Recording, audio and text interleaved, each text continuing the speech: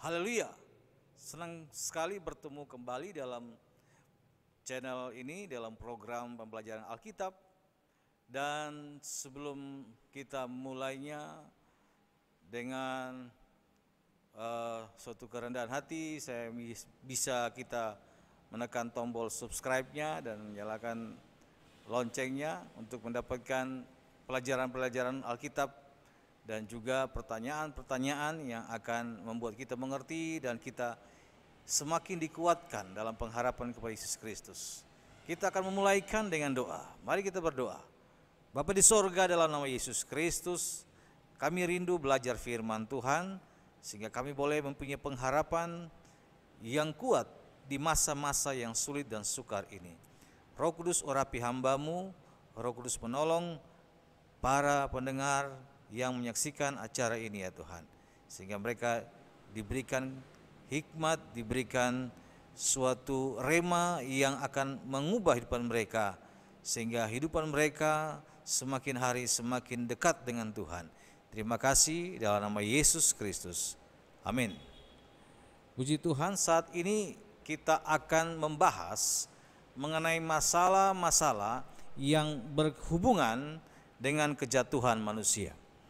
Ada pertanyaan yang akan memudahkan kita untuk mengerti, yaitu bahwa ada suatu pertanyaan yang membuat kita bisa mengerti dengan jelas hal-hal yang berhubungan dengan kejatuhan manusia. Yang pertama yaitu bagaimana mungkin manusia yang adalah makhluk yang kudus, diciptakan menurut gambar dan rupa Allah, itu bisa jatuh dalam dosa.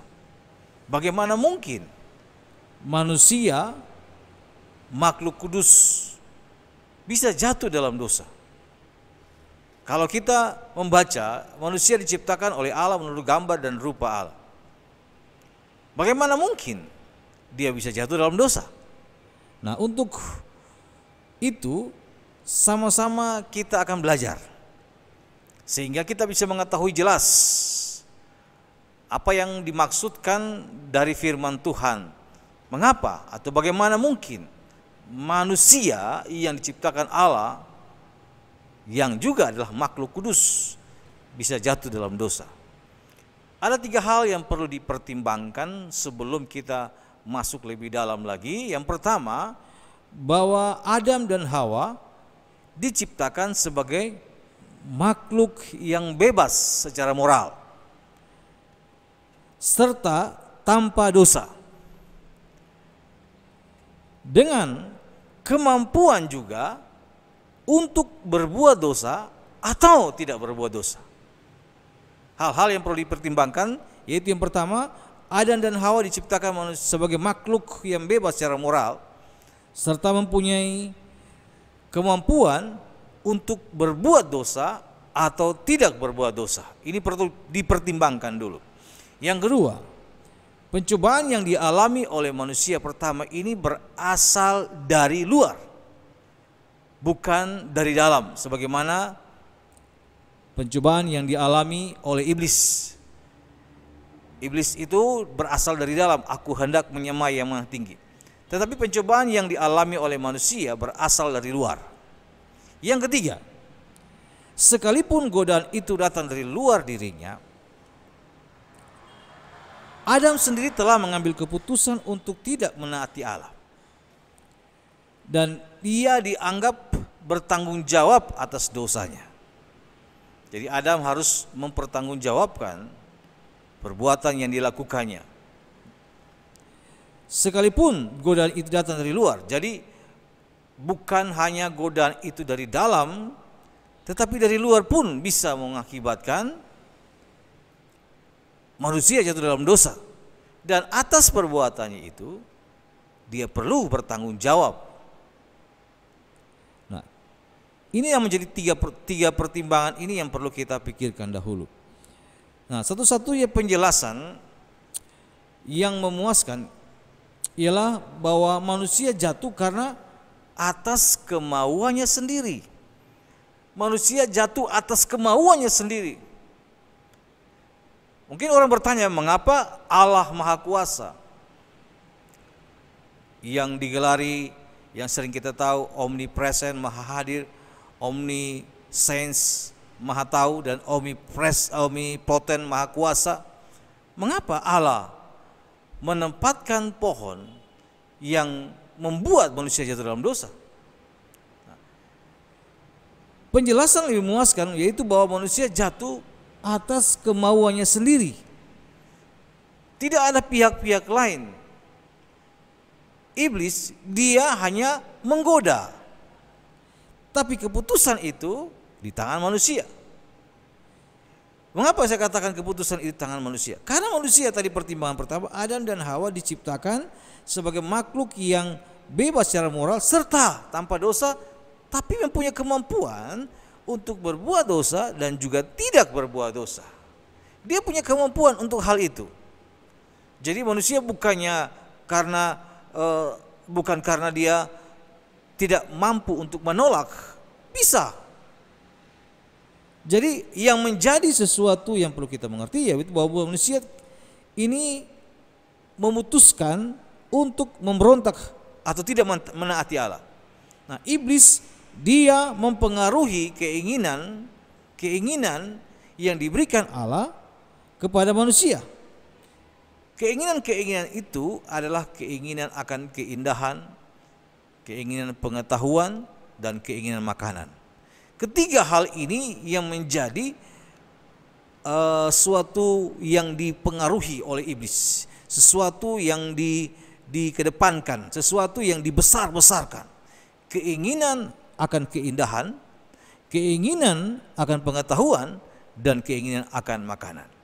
Bisa dilihat di dalam Kejadian 3 ayat yang ketiga, 4, 5. Iblis menawarkan keindahan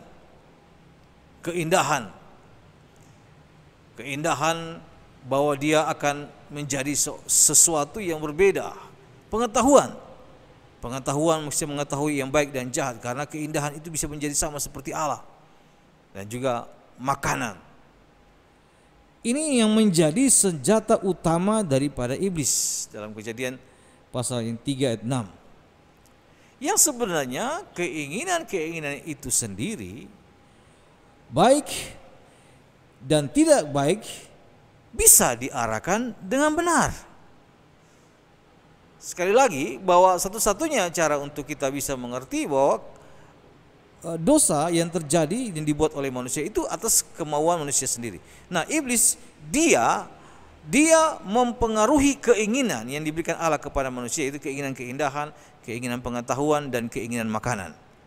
Nah, sebenarnya keinginan itu bisa diarahkan dengan baik untuk mengikuti perintah Tuhan, untuk mentaati larangan-larangannya.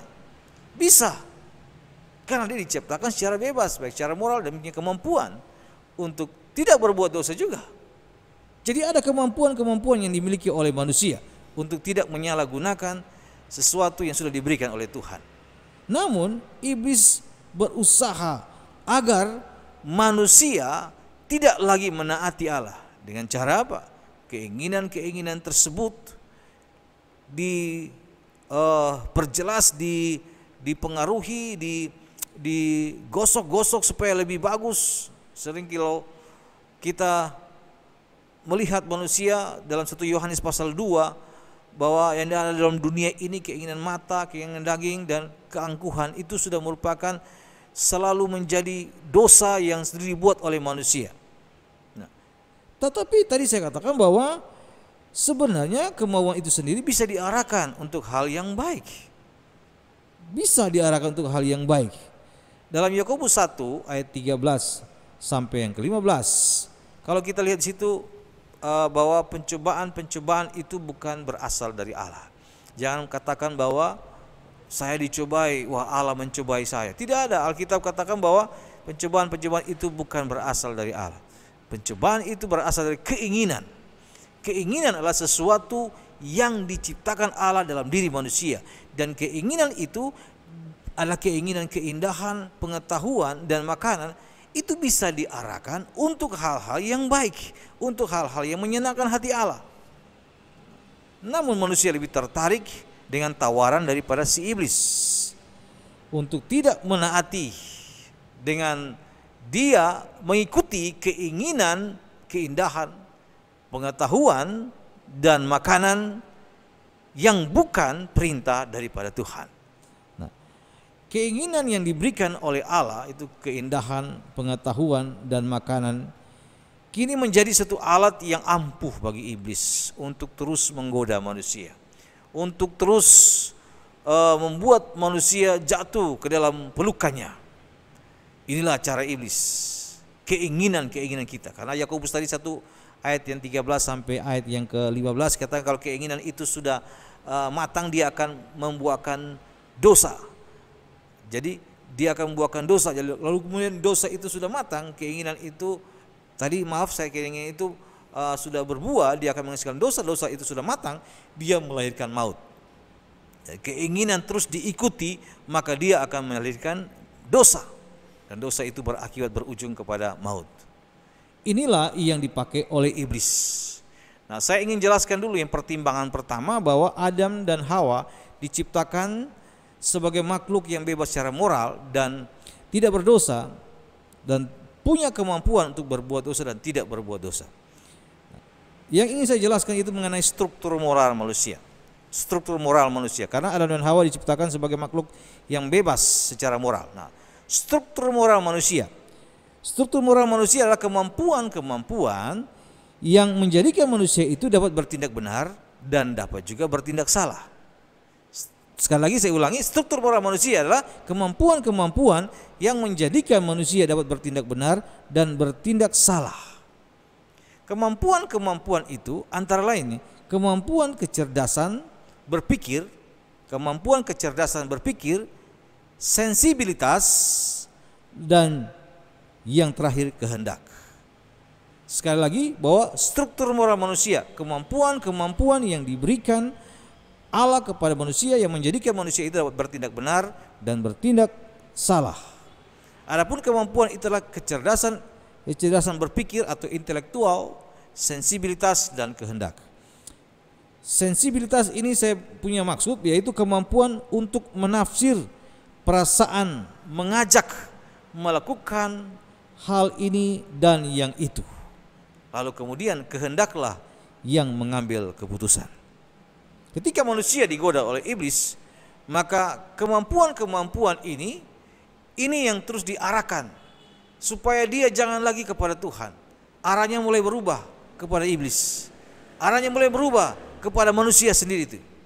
Itu kecerdasan berpikir. Hawa digoda oleh iblis katakan, "Oh tidak, kamu tidak akan mati. Tetapi kamu akan jadi sama seperti Allah." Intelektualnya mulai berpikir, "Wah, kalau jadi sama seperti Allah sungguh indah karena berada di tahta Allah." Selanjutnya sensibilitas, kemampuan untuk menafsirkan perasaan, mengajak untuk melakukan hal ini dan itu. Jadi ada suatu perasaan sensibilitas ini yang mengajak kita untuk melakukan ini dan melakukan itu. Dan kehendaklah yang mengeksekusi, yang mengambil keputusan. Hati nurani yang menerapkan hukum moral dalam menghadapi kasus tertentu ini serta mendorong kita untuk menaatinya. Ada tadi saya katakan bahwa kemampuan-kemampuan itu adalah kecerdasan berpikir, sensibilitas, kehendak, dan juga hati nurani. Hati nurani inilah yang menerapkan hukum moral pada diri kita. Hati nurani ini yang menerapkan hukum moral dalam diri kita dalam menghadapi kasus tertentu serta mendorong kita untuk menaatinya. Hati nurani. Kita akan belajar tentang hati nurani. Saya percaya Bapak Mama semua yang saudara-saudari mengetahui tentang hati nurani. Hati nurani adalah pengenalan akan diri sendiri dalam kaitannya dengan hukum benar dan salah yang telah diketahui. Pengenalan akan diri sendiri dalam kaitannya dengan hukum benar dan salah yang telah diketahui. Pengenalan akan diri sendiri dan dalam kaitannya dengan hukum benar dan salah yang telah diketahui. Nah, istilah hati nurani ini tidak ada dalam perjanjian lama, hanya ada dalam perjanjian baru. Dalam bahasa Yunaninya dipakai kata sunaidesis, atau pengenalan, pengetahuan yang mendampingi. Pengetahuan yang mendampingi. Jadi dalam manusia itu ada struktur moral, yaitu kemampuan-kemampuan yang menjadikan manusia itu dapat bertindak benar dan tidak. Dan kemampuan-kemampuan itu yang diberikan oleh Allah, yaitu kecerdasan berpikir, sensibilitas, kehendak, dan yang terakhir itu hati nurani, di mana hati nurani itu menerapkan atau membuat sesuatu hukum yang membuat kita, yang mendorong kita untuk mentaatinya. Nah, hati nurani pengertian itu sendiri adalah pengenalan akan diri sendiri dalam kaitannya dengan bertindak benar atau bertindak salah. Dalam perjanjian baru, hati nurani ini disebut dalam bahasa Grekanya, bahasa aslinya itu sunaidesis, pengetahuan yang mendampingi. Tugas daripada hati nurani ini adalah dia memberikan kesaksian. Dia memberikan kesaksian dalam hati setiap manusia. Dalam Roma pasal 2 ayat 15, di situ dituliskan bahwa ada orang-orang yang tidak mendengar dan ada orang-orang hidup di suatu tempat yang tidak memiliki hukum Taurat. Tetapi Alkitab katakan Roma 2 ayat 15, yaitu bahwa dalam hati mereka dan suara hati mereka turut bersaksi. Hati nurani mereka turut bersaksi. Jadi sekalipun mereka tidak memiliki hukum Taurat, ini bahasa daripada Paulus kepada suratan jemaat di Roma yang notabene adalah orang Yahudi, tetapi Rasul Paulus katakan dari suara hati mereka bersaksi, sehingga tidak ada alasan yang mengatakan bahwa manusia itu tidak mengenal Allah, tidak mengenal sesuatu yang maha kuasa. Suara hatinya ini bersaksi, suara hatinya berbicara untuk kita berbuat baik dan kita berbuat sesuatu yang salah ditegur oleh hati nurani ini. Karena hati nurani ini sebagai indikator yang akan memampukan manusia tersebut untuk berbuat yang baik. Kembali lagi pada firman Tuhan, bahwa kita perlu mengerti perasaan atau penyesalan yang dalam, ketakutan terhadap hukuman setelah mengabaikan apa yang wajib dilakukan sesuai dengan petunjuk hati nurani, bukan terbit dari hati nurani. Jadi saya ingin kita mengerti dulu bahwa perasaan menyesal yang mendalam. Adakala orang menyesal karena sudah berbuat dosa, dia mau tobat. Ada sinetron namanya Preman Pensiun, artinya sudah bertobat dari preman. Dia menyesal, perasaan menyesal. Selanjutnya yaitu ketakutan terhadap hukuman, karena dia seperti takut dihukum setelah mengabaikan apa yang wajib dilakukan sesuai dengan petunjuk hati nurani. Itu bukan terbit dari hati nurani, tetapi terbit dari namanya sensibilitas, kemampuan untuk menafsirkan perasaan yang mengajak berbuat ini dan berbuat ini.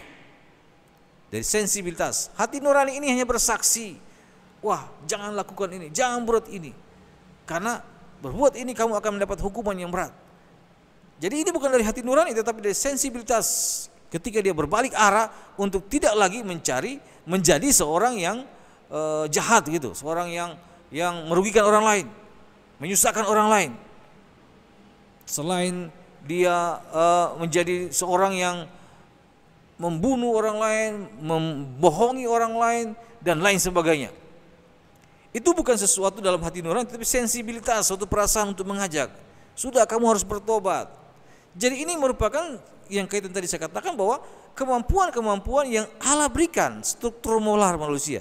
Saya sengaja jelaskan hal ini supaya kita ketahui bahwa manusia itu bukanlah suatu pribadi yang disetel oleh Allah atau suatu pribadi yang tidak punya kemampuan yang diberikan oleh Allah. Ada kemampuan untuk berbuat baik, berbuat benar. Artinya bahwa dalam hal ini semuanya kembali kepada ini keputusan dan kemauan manusia itu sendiri. Padahal Allah sudah memberikan kemampuan-kemampuan untuk berbuat baik. Ada hati nuraninya yang selalu bersaksi. Saya percaya saat itu mungkin hati nurani Hawa ini dia katakan jangan kamu makan, karena dia sudah dengar dari Adam. Nah, tapi dia Lebih mentaati iblis. ada dua pertanyaan yang sering timbul tentang hati nurani. Yang pertama, Apakah hati nurani tidak dapat dimusnahkan? apakah hati nurani tidak dapat Dimusnahkan atau dihilangkan? Karena seringkali ada suara hati kita ini mengingatkan kita. Suara hati kita ini melarang kita karena dia bersaksi, atau dia membatasi kita untuk tidak lagi berbuat hal itu, hal-hal yang jahat dalam maksud saya. Jadi yang pertama pertanyaan itu, apakah hati nurani tidak dapat dimusnahkan atau dihilangkan? Yang kedua, apakah hati nurani tidak dapat salah? Ini hal-hal praktikal yang ada dalam kehidupan kita manusia. Seringkali hati nurani kita ini yang mendorong kita, yang bersaksi, yang membuat kita ini mengambil keputusan untuk berbalik atau menyesal, untuk melakukan sebagaimana yang dikatakan kemampuan sensibilitas yang mengajak perasaan untuk mengubah, melakukan ini dan itu. Nah, untuk menjawab itu kita perlu kembali kepada firman Tuhan.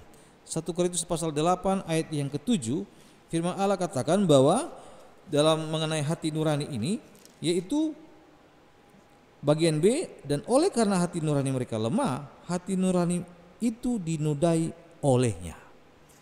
Hati nurani lemah, hati nurani itu dinodai olehnya. Dalam konteks ini tentang persembahan berhala, yaitu bahwa kita punya pengetahuan yang Rasul Paulus maksudkan di sini, bahwa ada orang yang masih terikat kepada berhala-berhala, makan daging sebagai daging persembahan berhala. mereka lakukan hal tersebut padahal mereka punya pengetahuan. Tetapi kenapa mereka lakukan? Karena hati nuraninya lemah. Hati nurani mereka dinodai Olehnya. Ketika hati nurani sudah bersaksi, itu jangan. Tetapi mereka terus melakukan, makan daging persembahan berhala, mengakibatkan hati nurani mereka lemah. Ya jelas, karena apa? Karena mereka lebih mengabaikan hati nurani dan lebih mengutamakan melakukan sesuatu yang dilarang oleh hati nurani ini. Lama-kelamaan suara itu akan hilang. Kalau kita terus berbicara dalam kehidupan dalam diri kita, sunaidesis itu yang pengetahuan yang mendampingi itu, pengetahuan itu jelas-jelas makan persembahan berhala salah. Tetapi hati nurani kita dipendam atau diredam sehingga tidak kedengaran lagi suaranya. Dalam firman Tuhan juga Titus 1 ayat yang ke-5, ada di situ dikatakan bahwa orang yang suci, dikatakan Titus 1 ayat yang ke-5, 15, bagi orang yang suci semuanya suci. Tetapi bagi orang yang najis dan bagi orang yang tidak beriman, suatu pun tidak ada yang suci. Kenapa? Mereka lakukan hal itu semua karena baik akal maupun suara hati mereka najis. Jadi kita tidak usah heran kalau orang yang dikatakan orang tidak beriman atau orang najis, dia melakukan satu hal-hal yang tidak sesuai dengan apa yang kita pikirkan sebagai orang-orang yang suci. Kenapa? Akal dan hati nurani mereka najis, suara hati mereka najis. Dari hal ini kita bisa melihat bahwa hati nurani bisa dihilangkan karena kemauan manusia itu sendiri. Jadi sekali lagi, karena kemauan itu sendiri, sudah punya pengetahuan, tetapi dia tidak mau dengar itu suara hati nurani.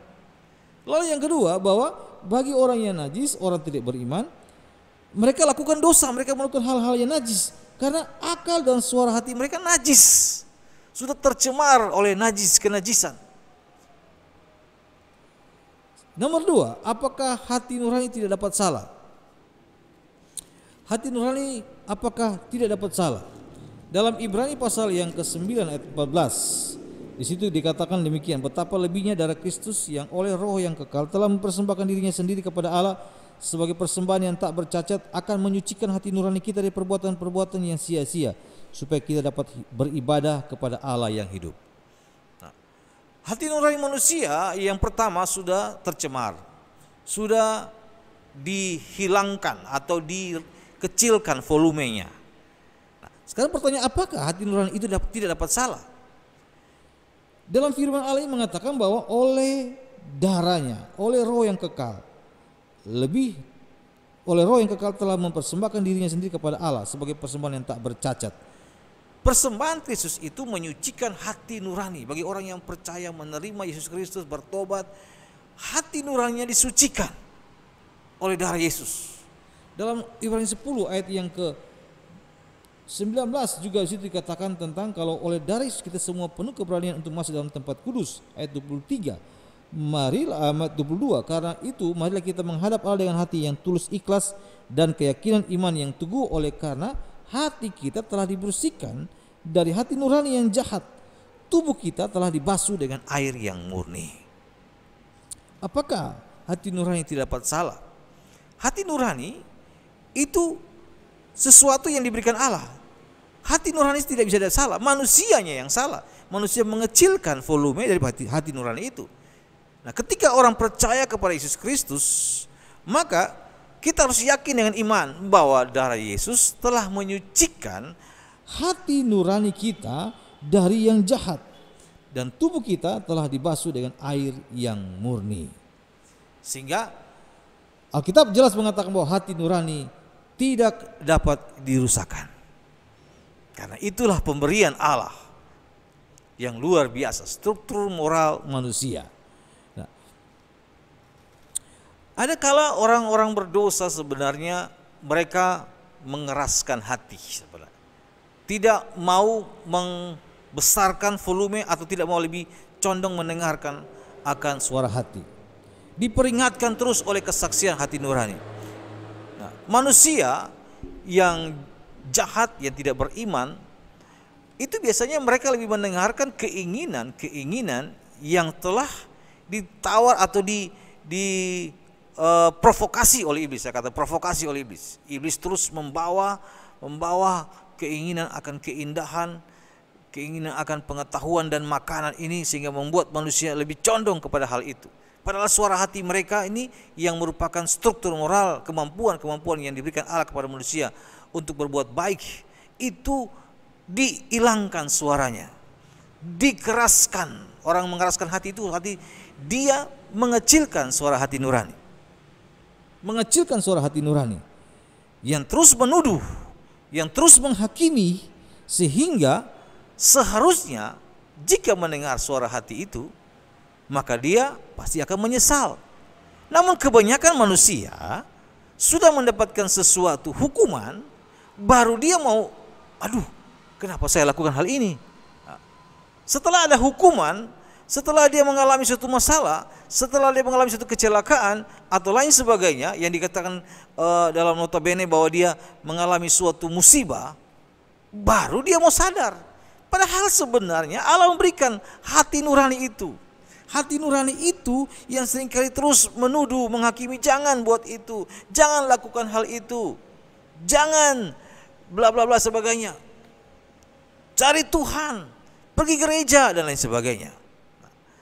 Kalau ini terus dipertahankan, mengeraskan hati, maka selanjutnya hati nurani yang menuduh ini merupakan siksaan yang paling hebat bagi orang-orang yang masuk dalam siksaan kekal, yaitu di neraka. Dalam Matius pasal 13 ayat 42 dikatakan bahwa semuanya akan dicampakkan.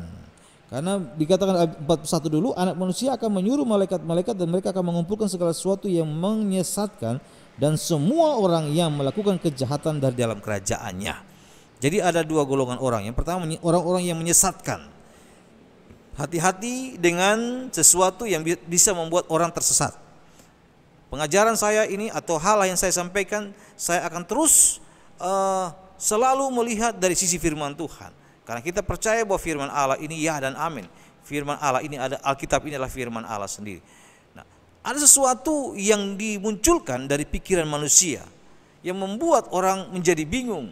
Penyesatan itu Tuhan Yesus bilang pasti ada. Dan kedua yaitu orang-orang yang melakukan kejahatan dari dalam kerajaannya. Semuanya itu akan dicampakkan ke dalam dapur api. Di sanalah terdapat ratap dan kertak gigi. Dalam terjemahan yang lain dikatakan bahwa mereka akan menangis dan sangat menderita. Mereka menangis, orang menangis itu kenapa? Karena suara hatinya terus bilang, kenapa dari dulu kamu tidak bertobat? Kenapa dari dulu kamu tidak ikut Tuhan dengan setia? Suara hati itu yang terus menuduh, sehingga mereka membuat mereka menangis karena menyesal di balik pintu yang sudah tertutup. Tidak bisa lagi menikmati, sudah terlambat. Sebagaimana Abraham dalam perumpamaannya Yesus sampaikan tentang Lazarus dan orang kaya. Abraham katakan kepada orang kaya bahwa kamu dahulu sudah enak hidup di dunia. Kamu tidak cari Tuhan, kamu hidup tiap hari pesta pora, kamu tidak peduli dengan Tuhan, padahal suara hatimu yang Allah berikan kepadamu itu bersaksi, tetapi kamu tidak mau mencari Tuhan. Kamu tidak memperhatikan orang miskin seperti Lazarus ini. Nah, sekarang Lazarus ini menikmati yang baik. Jadi mereka menyesal karena orang kaya ini katakan bahwa Abraham minta supaya Lazarus itu mencelupkan jarinya ke air saja untuk menyejukkan lidahku saja. Setelah permintaannya ditolak, lalu dia ingat lagi saudara-saudaranya di bumi. Abraham suruh Lazarus pergi kepada rumahku dan di situ ada saudara-saudaraku yang hidup sama sepertiku. Menyesal. Saya ingin ingatkan sekali lagi, jangan saudara menyesal nanti. Karena ada kemampuan struktur moral yang Allah berikan dalam hati manusia. Selanjutnya kita akan melihat bahwa hati nurani ini akan menghakimi sesuai dengan standar yang diberikan kepadanya. Tentu saja hati nurani tidak menghakimi semaunya dia, tetapi sesuai dengan standar yang diberikan. Dalam Kisah Rasul pasal yang ke-26 ayat 10 sampai yang ke-11, Rasul Paulus memberikan suatu kesaksian bagaimana dia dulu ini adalah seorang yang begitu idealis terhadap apa yang dia yakini. Dia begitu sangat teguh memegang apa yang dia yakini. Yang dia yakini yaitu kalau membunuh, kalau membawa orang-orang yang mengikut jalan Tuhan ke penjara ataupun dibunuh, itu adalah benar dan baik. Semakin dia banyak mencari orang yang mengikuti jalan Tuhan, semakin banyak mungkin pahala-pahala yang dia akan dapatkan. Dia memegang teguh akan hal itu. Tetapi ketika dia bertemu dengan Tuhan, maka ada suatu perubahan. Dia melakukan hal itu karena suara hatinya tuh tidak bisa lagi dia dengar lagi. Dia hanya mengikuti sesuatu keinginan yang bisa membuat dia dipandang oleh orang lain sebagai seorang yang luar biasa karena dia begitu banyak melakukan hal-hal yang dia yakini. Nah, kita bisa tahu bahwa Tuhan memberikan sesuatu dalam hati manusia dan hati nurani itu menghakimi sesuai dengan standar. Standar akal Rasul Paulus telah menerima suatu penafsiran menurut perjanjian lama dan hati nuraninya memberikan kesaksian. Namun standar yang dipakai hati nurani untuk menilai sesuatu yaitu pengetahuan nalurinya akan adanya Allah serta sifat-sifat moral yang telah diberikan oleh Allah kepada manusia. Jadi hati nurani yang terus berbicara dalam hati Paulus itu menilai sesuatu yang adalah pengetahuan naluria akan adanya Allah serta sifat-sifat moral yang telah diberikan Allah kepada manusia. Simpelnya begini, saya jelaskan gini. Seperti terorisme yang kita kenal yang menakutkan itu ISIS. ISIS kita tahu dari sosmed, dari berita bagaimana mereka membunuh orang-orang yang tidak sepaham dengan mereka. Bagi mereka hal ini adalah sesuatu yang diyakini benar dan baik dan bisa mendapatkan sesuatu yang mereka yakini, karena mereka yakini ketika mereka membunuh diri mereka dan bisa membunuh orang lain, maka mereka akan bisa menikahi bidadari-bidadari. Itu kata mereka. Tapi seharusnya kita tahu bahwa ada sesuatu yang ada dalam hati mereka. Hati nurani tadi saya katakan dia memberikan kesaksian. Dia terus menuduh.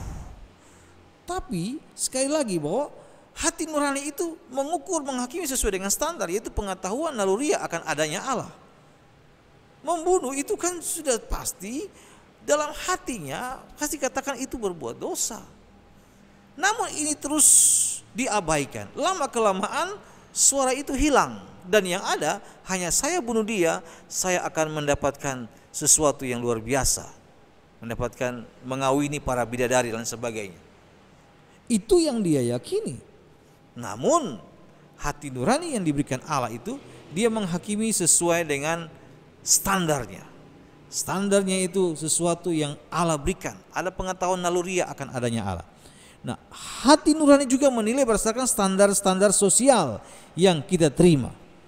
Dan satu-satunya standar yang sejati untuk hati nurani ini adalah firman Allah kita ini.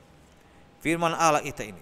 Roma pasal 9 ayat yang ke-1 dikatakan demikian. Aku mengatakan kebenaran. Suara hatiku turut bersaksi dalam Roh Kudus. Untuk mengakhiri sesi ini, saya ingin mengatakan sesuatu bahwa Allah sudah memberikan suatu kemampuan dalam diri manusia. Yang itu hanya perlu digali, potensi itu digali, karena itu akan terus membuat kita, mengarahkan hidup kita, pikiran kita, sehingga kita menghindari sesuatu yang tidak disenangi Allah. Dan yang kedua, kita berbalik dan mencari Tuhan dengan sungguh-sungguh. Suara hati kita turut bersaksi dalam Roh Kudus.